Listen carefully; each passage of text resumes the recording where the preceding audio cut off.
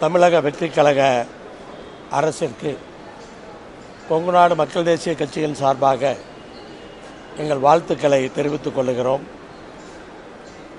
முதலமைச்சராக பொறுப்பேற்றிருக்கின்ற மாண்புமிகு விஜய் அவர்களுக்கு கொங்குநாடு மக்கள் தேசிய கட்சியின் சார்பாக எங்கள் வாழ்த்துக்களை தெரிவித்துக் கொள்கிறோம். நடந்து முடிந்த தேர்தலில் எங்கள் கூட்டணிக்கு வாக்களித்த அத்துணை வாக்காளர்களுக்கும் எங்கள் மீது அன்பு கொண்டு வாக்களிக்காமல் இருந்தவர்களுக்கும் எங்களுடைய நன்றியை இந்த நேரத்தில் தெரிவித்துக் கொள்கின்றோம்.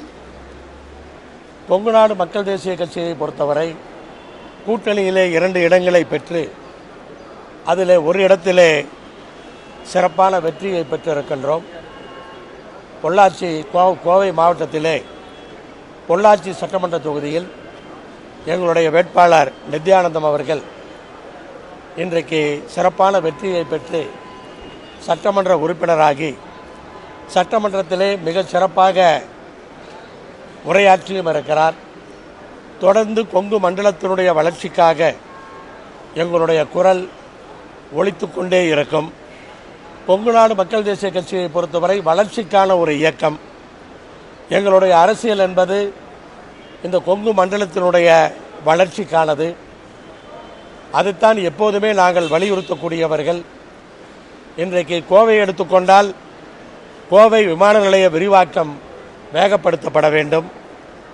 கோவைக்கு மெட்ரோ ரயில் உடனடியாக வர வேண்டும். அதற்கான ஏற்பாடுகளை மாநில அரசு செய்ய வேண்டும். அதேபோல அவிநாசி சாலையில் இருக்கிற மேம்பாலம் இன்றைக்கு நீலம்பூர் வரை அதை நீட்டிக்கப்பட வேண்டும். அதற்கான ஏற்பாடுகள் ஒரு பூர்வாங்க வேலைகளை சென்ற ஆட்சியிலே நாங்கள் தொடங்கியிருந்தோம். இன்றைக்கு அந்த பணிகள் உடனடியாக துவங்கப்பட வேண்டும் என்பதுதான் எங்களுடைய கோரிக்கையாக இருக்கிறது. அதோடு சேர்த்து அவிநாசி அத்திக்கடவு திட்டத்தில் விடுபட்ட குளங்களை எல்லாம் சேர்த்த வேண்டும் என்ற கோரிக்கையும் உடனடியாக இன்றைக்கு புதிய அரசு அதை முன்னெடுக்க வேண்டும் என்று இந்த நேரத்தில் கேட்டுக்கொள்கின்றோம்.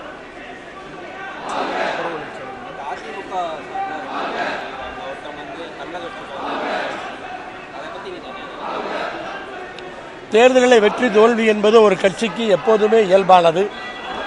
ஆனால் ஒரு தோல்வி வந்த உடனேயே அந்த கட்சியில் இருக்கிற ஒரு சிலர் அந்த கட்சியை பிரிக்க வேண்டிய அந்த அவசியம் இல்லை.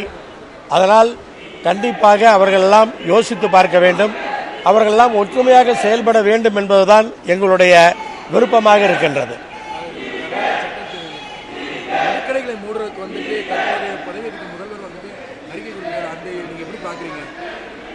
உடனடியாக முக்கியமான இடங்களுக்கு அருகில் இருக்கிற அந்த மதுக்கடைகள் எல்லாம் மூடுவதற்கு உத்தரவிட்டதற்கு எங்களுடைய வரவேற்பை தெரிவிக்கின்றோம். எங்களுடைய பாராட்டுக்களை தெரிவிக்கிறோம்.